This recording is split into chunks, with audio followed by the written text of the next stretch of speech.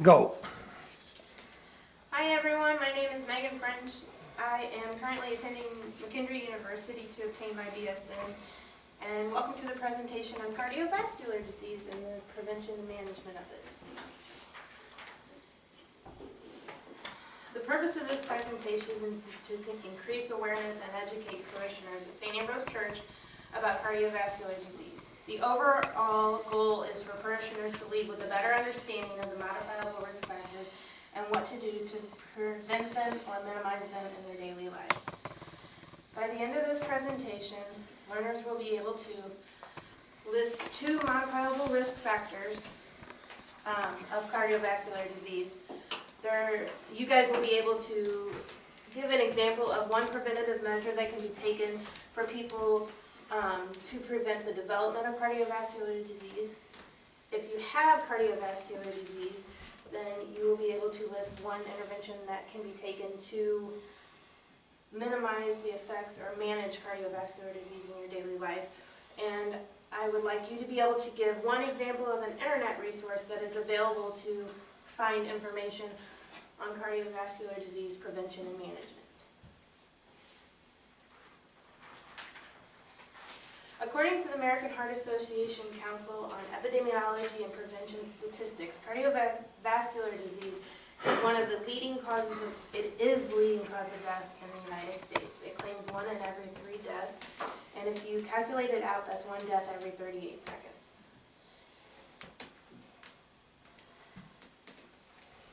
Although there are some risk factors leading to the development of cardiovascular disease that cannot be changed or prevented, there are many modifiable risk factors that individuals can be aware of that you can aid in prevention of cardiovascular disease. Let's start with the non-modifiable risk factors. According to the information that Father Steve provided me, 60% of the parishioners in St. Ambrose are over the age of 50, which automatically increases their risk for the development of cardiovascular disease. Genetics and family history is another one. If your family has a history of the early development of cardiovascular disease, it may cause you to have early development of cardiovascular disease. For example, my dad has had blockages in his heart leading to open heart surgery when he was 40. That puts my siblings and I at risk for the development of cardiovascular disease. Certain races have an increased risk of cardiovascular disease as well. African Americans are more likely to develop cardiovascular disease at a younger age than Caucasians, and men have an increased risk of development after the age of 45, whereas women is 55. Now on to modifiable risk factors. These include high cholesterol, high blood pressure, tobacco use, diabetes, obesity, poor eating habits, and lack of physical activity. It is very important to bring education to our community on the modifiable risk factors and what can be done to prevent them. As a person ages, physiological changes happen in the heart that increase the risk of cardiovascular disease. Your arteries narrow and they can become hardened. Arteriosclerosis is one of them that causes this. It's the buildup of plaque on the inner wall of the artery, which leads to a heart attack, or can lead to a heart attack if not taken care of. AFib, or atrial fibrillation, is another one it's just an irregular heart rate. This increases your risks of blood clots in your heart, which in turn can increase the risk of a heart attack. Also, age can bring on changes in your left ventricle. You have 4 chambers of your heart. The left ventricle is the bottom left one. It's also responsible for pumping all the blood to your body. So as you age, it can become enlarged, and it also can stiffen, so it doesn't pump as effectively. According to researchers, the prevalence of cardiovascular disease in the United States is expected to rise 10% between 2010 and 2030. Factors affecting the escalation include an increase in the presence of modifiable risk factors in the individuals in the community. People aren't watching what they're doing. increase in the amount of smokers, increasing in bad diet decisions. Also, the baby boomers are getting older, creating a population that is older in age and increased risk of cardiovascular disease. There are several social determinants that affect individuals and increase the risk of cardiovascular disease. One of them is your income and socioeconomic status. For the individuals of the community that have a low socioeconomic status, efforts need to be made to ensure that they are provided health care as needed. This means maybe transportation assistance or financial aid. For the individuals that have developed our difficulty understanding information due to their limited education, it's important that we make sure that they understand what we're teaching them. One method that we've started using in the hospital is called the teach-back method. So we teach the patients and then we make them teach it back to us. So to ensure that they know what they're talking about, or they understand what we're talking about. Another one is the access to healthcare services. A big problem we see in the hospital now is a lot of patients use the ER as a primary care physician. So we need to kind of decrease the gap, if you will, to primary care providers and better access to them. To make a real difference and decrease the risk of cardiovascular disease in the population, I believe steps need to be taken to focus on the community as a whole rather than an individual, and really make the individuals work together as a team. So diabetics, patients with heart disease, make a support group for them, which is really the focus of population health. Population health focuses on prevention and management of health-related issues. There's 3 different types of population health prevention: primary, secondary, and tertiary. Primary prevention is the focus on interventions that prevent the development of a condition, whereas secondary prevention focuses on screening and other measures to catch it early, and then tertiary prevention focuses on effective management on chronic conditions to minimize the effects of it on the body and on your life. The goals aimed at prevention and management of cardiovascular disease are really twofold: decrease the prevalence of modifiable risk factors in the community and minimize the effects and manage the conditions after being diagnosed with cardiovascular disease. The hope is to provide an optimal quality of life for individuals. In the past, individuals were diagnosed with cardiovascular disease and often had a decreased quality of life, and many times were put on disability. Now the focus is on the compliance of medications and management of the chronic condition or management of cardiovascular disease to minimize the effects, and really they can lead normal lives.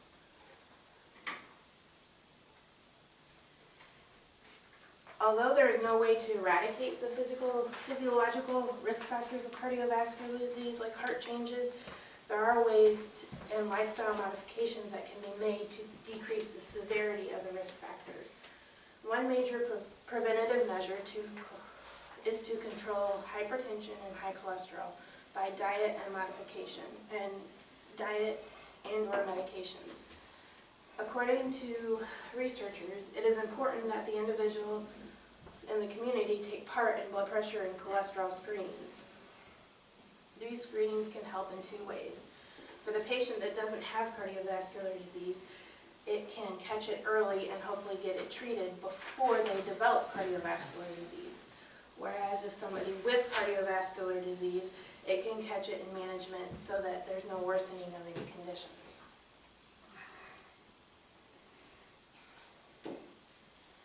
Yang explained screening guidelines with prevention that have been developed by the U.S. Preventive Services Task Force and the American Heart Association to help in the primary prevention of cardiovascular disease. The screening guidelines focus on modifiable risk factors including smoking, alcohol intake, diet, and exercise. The interventions are specific plans to ensure a healthier lifestyle using the community as a form of support to ensure success, which goes back to what I said, forming the community rather than the individual. The Department of Health and Human Services have developed plans for diet and exercise recommendations for adults. Diet recommendations are to limit saturated fats and sugars to less than 10% of the total calories consumed in a day. You're supposed to limit your sodium to 2,300 milligrams per day, and if you drink alcohol, you should drink in moderation, and I believe I read that it's 2 drinks in men and 1 drink in women per day. Exercise recommendations are 150 minutes of moderate to intense exercise a week. This is really only 30 minutes a day, 5 days a week. It's also recommended to perform muscle strengthening exercises twice a week. I read something else that said up to 300 minutes of moderate to intense exercise a week would also be helpful if those are your probably bodybuilder, really intense workout people.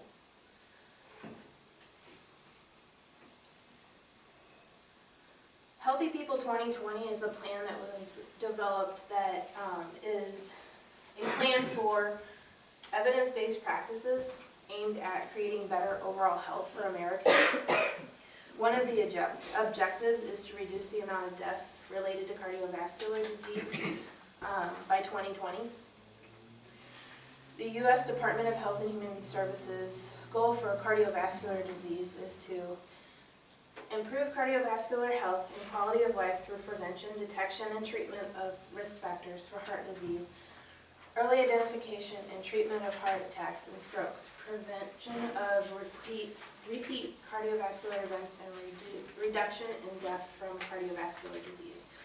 Bringing awareness and education will support to the community will help achieve this overall goal. If you go on the Healthy People website, there are many interventions on there, like more than you could ever list.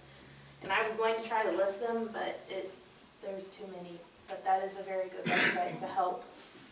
What is the website? Healthy People 2020. I'll look it up for you, but it's something related to the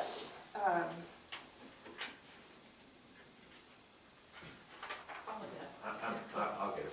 U.S. Department of Health and Human Services. So if you look that up, and it's not Healthy People 2020, but if you Google it, you can find it. The community guide is also a great resource, and it probably even has actual examples, or it doesn't probably, it does have actual examples of steps that they have taken. It's full of ideas and interventions to aid in prevention of different diseases, but coronary artery disease or cardiovascular disease is one of them. It provides ideas designed to help interact with people of the community. An example of this is mHealth. It is designed to interact by mobile devices with patients newly diagnosed with cardiovascular disease to ensure compliance to their treatment regimens. It's actually, I haven't seen it in place around here yet, but the community guide has it to be developed. And it's like a straight shot to your primary provider. You can actually talk to them and text them back and forth, and they text you of medication reminders and treatment compliance to make sure that you're following your diet. It also utilizes direct patient to provider communication. This service can be used to interact with patients, answer any questions that they may have, or offer help for concerns that they may have. If there are barriers to treatment compliance, the providers or provider offices can ensure or can help alleviate the barriers right then and there, not needing to wait for the next doctor's appointment. The interventions can help close the communication gap between the patient and provider, as well as make them part of their own healthcare team. When I interviewed Deacon Bill about what he thought some of the barriers were with our parishioners and the healthcare community, one of the big ones is nobody takes control of their own healthcare. Nobody. One of the big ones that he said is patients are afraid to ask questions. They're afraid they're going to bother their provider. And this helps as a way to ensure that that's not the case. But one of the big things that people need to do is take control of their own health care. They need to be, they need to understand it. If they don't need it, they need to figure out how to understand it, because it is very important. And like I said, one of our major goals in population health is to get healthcare providers out in the community rather than just in a hospital, and provide prevention versus getting not so much sick medicine, but preventative measures. So I think that mHealth would be a great way that would help close that gap. Cardiovascular disease is one of the most prevalent diseases in the community, but yet is also one of the most preventable. While some risk factors are inevitable, we can take steps towards minimizing them. Focusing on eliminating the modifiable risk factors will increase your chance of a healthy heart and prevent heart attacks and strokes. Any questions? Yes, sir. Just out of curiosity, so the sodium, 2,300 milligrams, I mean, like, how much is that? Well, I mean, is that like 2 teaspoons or half a cup? no, it just depends on what's in the food. It's really dependent. And honestly, for like a can of soda, it's 200 milligrams of sodium. That's just an example, but no, it's not necessarily 2 teaspoons, and I can actually figure it out for you, but in all reality, it depends on how much is put in there. Usually at the hospital, it's no added salt, so the 2,400 milligrams is whatever is in the food, but we don't add it to the food. Gotcha.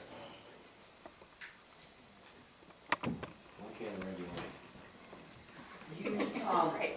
They have those blood tests or tests that where, you know, if your family members, people in your family have like cancer, if cancer runs in your family, and they have those tests that you can take to see if you're at a higher risk for development of certain types of cancer.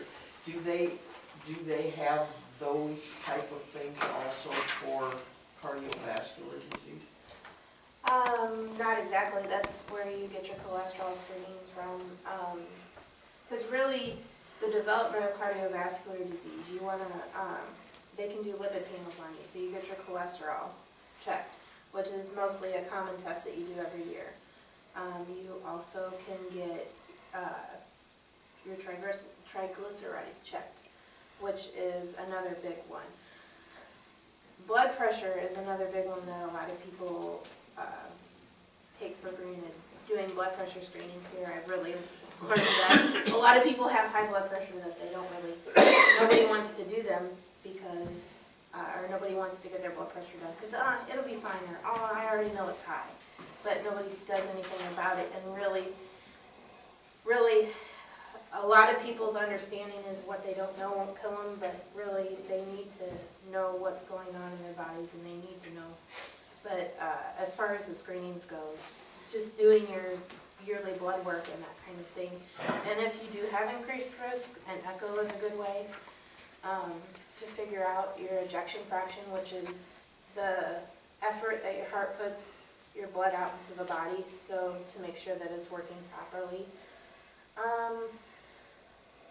In Dad's case, it would be doing cardiac caths if there's any EKG changes.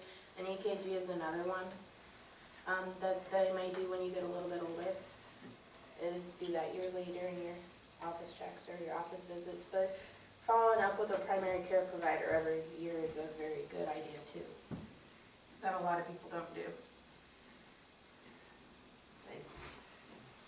For those tests that you mentioned, like usually covered by insurance, can you request those from your physician? If they have I don't know that they, I would Or do assume they have they to would like be say, covered. oh, we have a concern and yet you Right. have to, you know? But like the echocardiogram is one of the tests that we almost get on anybody that comes in with any kind of complaint of anything related to the heart, because it's an ultrasound of your heart and it just shows the function of your heart. But that's a really good It's a good test to show that, or to show really the overall function of your heart. The cardiac cath is one of your major ways to show any blockages in your heart, but even then, the echo can show that as well. I know Medicare, I believe, pays for your echocardiogram. They did in my case. And if it's part of a yearly exam, Right. that those are usually covered by your insurance if One it's of the- part of your yearly exam. The Affordable Care Act, one of the things that came with that, even with people that don't use the Affordable Care Act, but with other primary insurances, is preventative medicine is paid for. So for example, when our kiddos go to the hospital, or go for their well exam, or you go for your well women exam, or you know, the men go for their well yearly exam, those should be covered. You shouldn't even have a copay anymore. If you go get your vaccines, you shouldn't pay for it anymore because that's part of preventative medicine. So you are making a conscious impact on your health to make conscious decisions and better decisions for your health. So those are usually paid for. So in the case of echocardiogram and that, I would imagine that if there's any thought of an increased risk, that should be covered, no problem.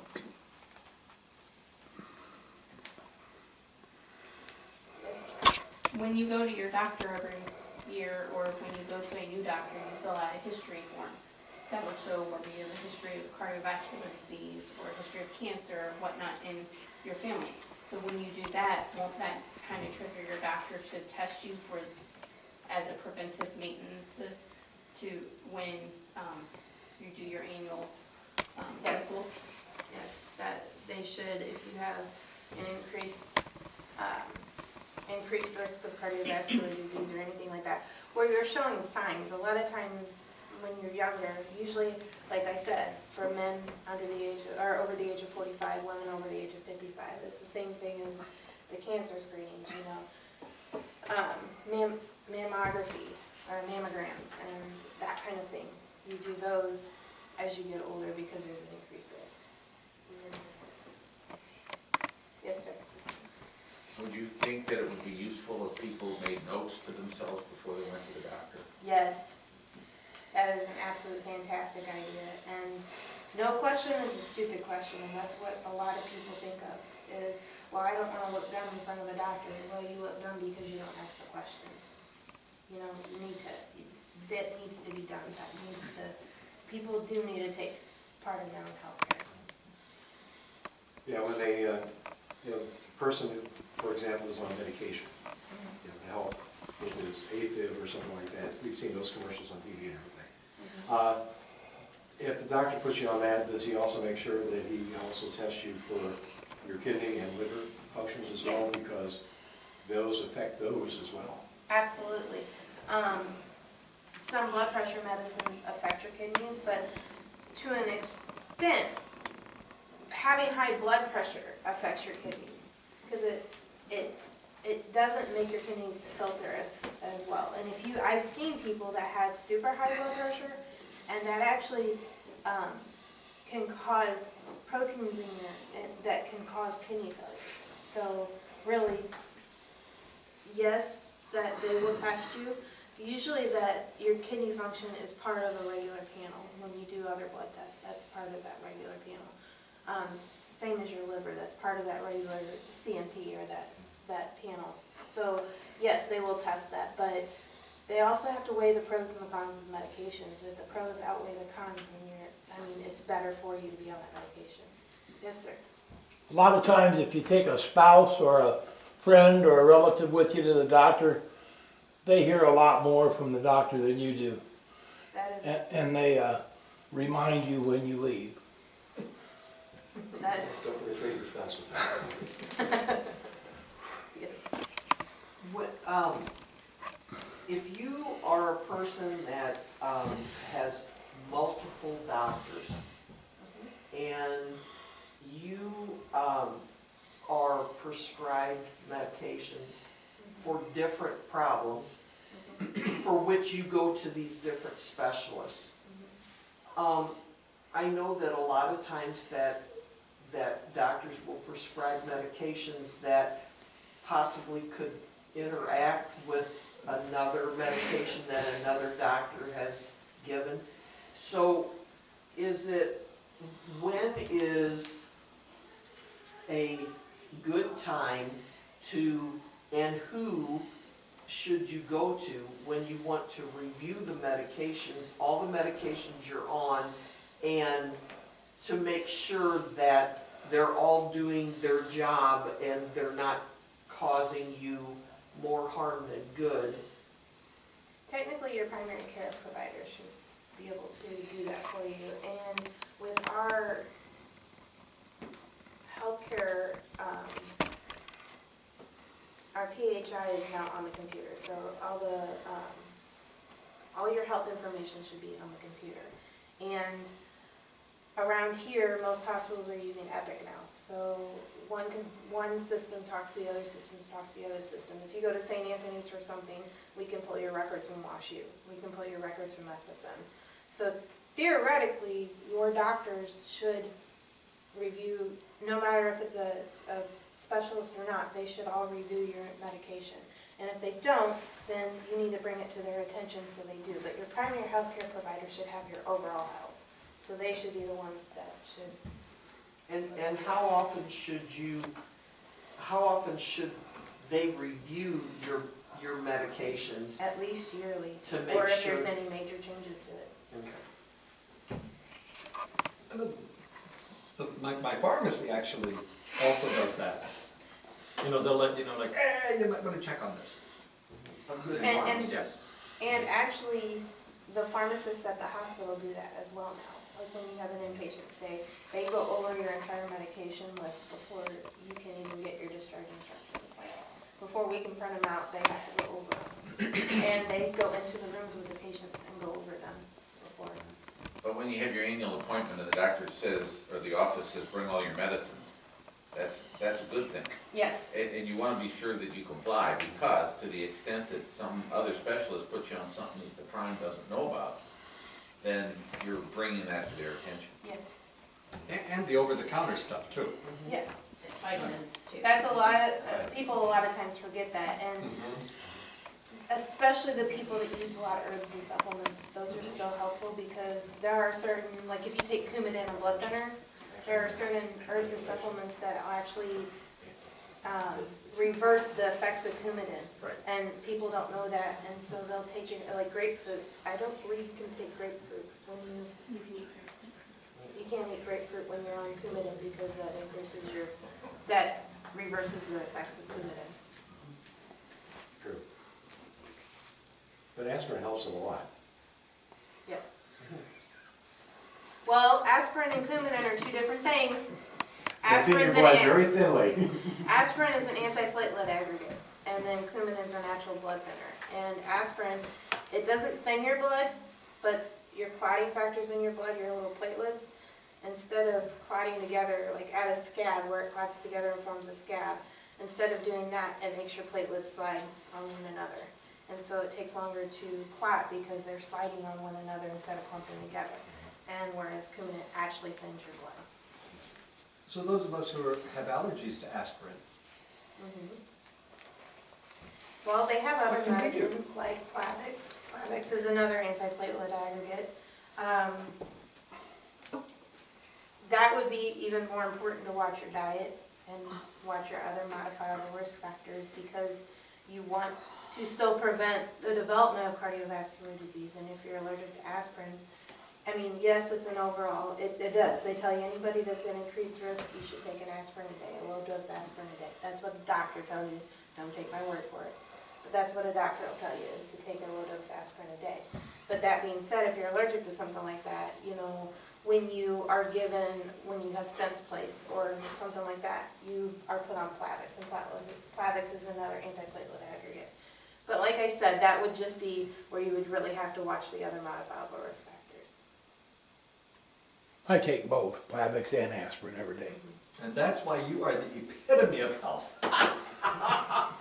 Could you please say that one more time? That's why you are the epitome of health. Thank you. And You're his, welcome. and his expertise is in spiritual health. That's why he has bruises up and down.